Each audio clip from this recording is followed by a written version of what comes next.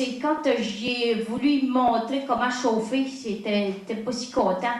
Il voulait pas que ça paraisse qu'il ne savait pas chauffer.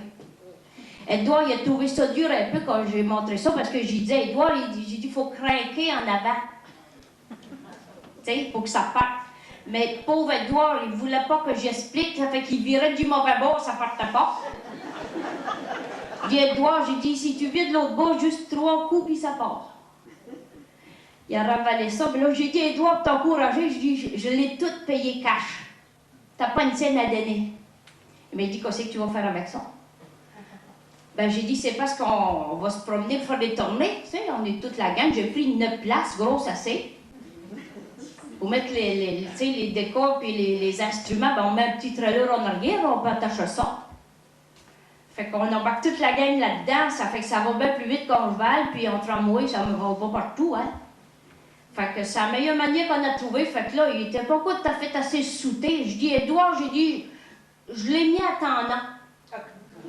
J'ai dit, j'avais pas le droit de le mettre au mien parce que je suis une femme. Je dis, je l'ai mis à tendant, puis je l'ai payé pareil. Là, il a fait comme un petit sourire au coin, tu sais.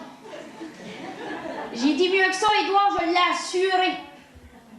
J'ai dit, je pouvais pas m'assurer à mon âge, j'avais pas de char. Ça fait que je l'ai mis à tendant. L'assurance avec.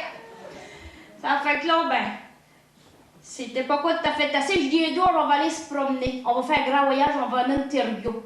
C'est mon oncle John Sear. Tu sais, c'est le frère à maman, Adéline. Connaissez-vous? Oui. Aussi, des fois par ici, il y a des pareils. Hein? Elles sont pas beaucoup, c'est vrai. Newport, c'est loin pas mal, puis ça fait pas longtemps qu'on a un chemin, fait que... on n'a pas été habitué à ça. Toujours que là, on s'en va là, on emmène les 4 enfants, mais j'ai dit à Edouard, j'ai dit, c'est toi qui vas choisir, pareil, parce que c'est toi qui mène ici, c'est toi qui porte la culotte, mais j'ai dit, si tu veux, là, on s'en va en Ontario, les 4 enfants sont d'accord, j'ai dit, puis même, j'ai dit, le lunch est déjà dans le char, décide. Il dit, ça veut dire qu'il n'y a plus rien dans les armoires, je suis bien d'embarquer. Il dit, OK, ça fait, on y va. Ça fait que là, il était content, cher, il venait, cher, puis ça y allait. Mais vous savez, il n'a-t-il ici qu'il y a un char, dites-moi donc. C'est rare un peu, hein? C'est parce que quand tu roules un peu, tu fais des flats. Savez-vous comment changer ça? Si vous n'avez pas de char, je crois pas, ça vous dit rien. Mais vous expliquez, quand vous n'ayez un, vous saurez déjà quoi faire avec ça. C'est parce qu'il y a 4 trous sur un char, puis à un moment donné, tu passes sur un clou, ou bien un morceau de vitre cassé, puis tu fais un trou de ton tire, puis ça va tout croche. Fait que là, il faut changer ça, il faut mettre une patch. Ça se vend dans des petites camises au magasin général, puis tout est là-dedans. T'as un petit carré de patch, là, t'as à peu près bon pour 4 flats. Ça dépend de la grosseur du trou. Et puis, il y a des petits ciseaux, puis un petit pot de colle. Lui, il n'est pas gros. Ben, pas besoin d'en mettre beaucoup, il coule vite. Il pue. Ça veut dire que ça en est de la bonne quand ça pue comme il faut. Et puis là, le plus gros problème, c'est de trouver ce qu'est le trou. Tu cherches un trou d'eau, puis là, tu as démanché ça, tu vas avec la manière de beigne, tu sais. C'est ça qui est là-dedans, c'est l'air qu'il y a dedans, je pense. Fait que tu trouves un trou d'eau, puis là, tu fais virer ton beigne, et puis quand ça fait de la balloune, c'est là qu'il y a le trou, tu mets le doigt dessus, puis tu retournes au char. Des fois, c'est lent un peu, puis tu te bords les pattes, tu perds le trou, faut que tu recommences. J'ai dit à Edouard, j'ai dit, j'ai un truc pour toi, fais un X, où ce que tu vois de la balloune, tu n'auras pas besoin de tenir le doigt dessus. Fait que ça te traînait un crayon palette, puis ce temps-là, qu'il n'y a plus besoin de mettre le doigt. Ça fait que là, il s'en vient au char. Pendant ce temps-là, mon grand garçon Réal, mon dernier, le dernier des garçons, c'est Fernand de bébé. Réal lui prépare toute la patch. Il découpe ça, là, il voit la grandeur du trou, là, puis là, il prépare ça, il ôte une petite peau. Puis là, il faut qu'il frotte le trou avec le couvert de la canisse de la patch. C'est comme une rampe à carotte, tu sais. Ben, tu sais pas le morceau qui a des grands trous, c'est le morceau qu'on se sert jamais, là. Tu sais, qui pogne sa mop à vaisselle, là, tu sais. Tu frottes le trou avec ça, puis là, je sais pas pourquoi ils font ça, mais il faut le faire. On se pose pas de questions. Après que c'est bien frotté, là, il met la colle, et puis là, il attend que ça chasse un petit peu. Après ça, il colle. Là, il se donne l'air un peu, faut pas qu'il aille trop vite parce que s'il colle à côté, il perd la patch. Faut qu'il recommence, mais là, ça faut faire attention, pareil, ils sont habitués. On se pratique, on en fait un à chaque village. Toujours les tibans, quand ça bêche, c'est comme il faut, ils remettent ça à leur place, puis là, tu pompes ça encore une fois avec une pompe à bicycle. Puis là, ça fait de belles jobs, puis tu repars jusqu'au village voisin.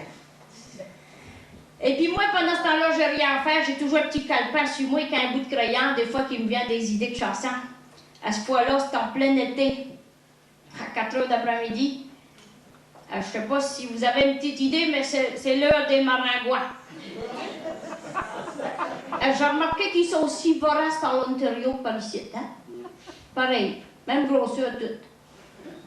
Ils sont aussi intelligents aussi. Et vous remarquez ça, c'est intelligent, les maringouins? Ils savent l'heure. Il faut que tu n'aies pas le nom de bracelet sur la patte, ça ne tiendra pas, c'est trop petit, hein? Tu sais pas comment est-ce qu'ils font pour savoir ça. 4 heures d'après-midi, tu vas aller souper dehors, ils sortent. Puis on gagne, hein? Ils savent quand est-ce que c'est qu'il faut sortir tout seul ou on gagne. Le jour, c'est on gagne. T'en as 3-4 qui t'énervent en avant, t'en as 3 qui te piquent par en arrière. C'est intelligent, ça. Et puis le soir, dans une chambre à coucher, un seul, c'est assez, hein, pour qu'il y ait un caca réveillé, ça. Vous dites, moi, le petit coco là-dessus, là, il n'a pas une grosse cervelle, mais ça réfléchit, hein?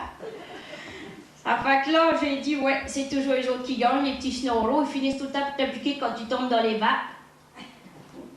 Ils savent même ce qu'ils sont les chambres à coucher, hein? Puis ils savent ce qu'on a les oreilles parce qu'ils ne nous dignent pas sur les orteils, on n'entendrait rien. Je vous le dis, c'est brillant, ça.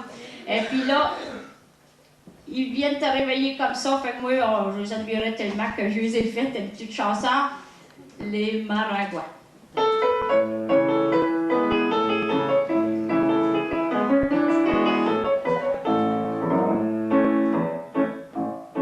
Je suis allée me promener à la campagne pour le thé. Je vous dis, j'en ai arraché, les maringouins m'ont tout mangé. Quand ils m'ont vu arriver, ils m'ont fait une belle façon. Ils sont venus au-devant de moi et c'était comme une procession.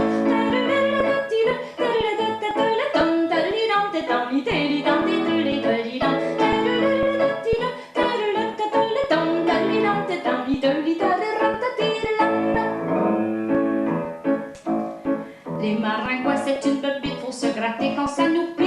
Je vous dis, c'est bien souffrant, c'est 100 fois pire que le mal aux dents. J'ai les jambes pleines de piqûres, c'est comme un vrai morceau de forçure. J'ai la peau tout enlevée, c'est parce que je me suis trop gratté.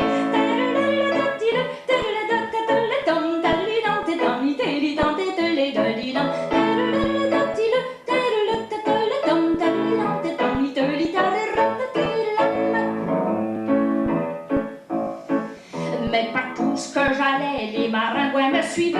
Je courais tellement fort que j'en avais des bosses dans le corps. Quand j'allais vers la vieille canard, ils me courroyaient jusqu'au hangar. Ils étaient tellement enragés qu'ils m'ont presque dévoré.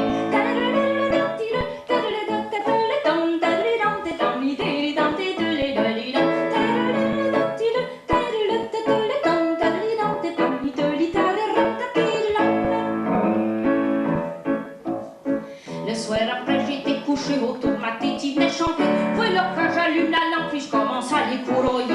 Il y en a avec sa lancette qui sent bien sur ma jaquette. Mon mari a mes godets, je me dis qu'il n'a pas manqué.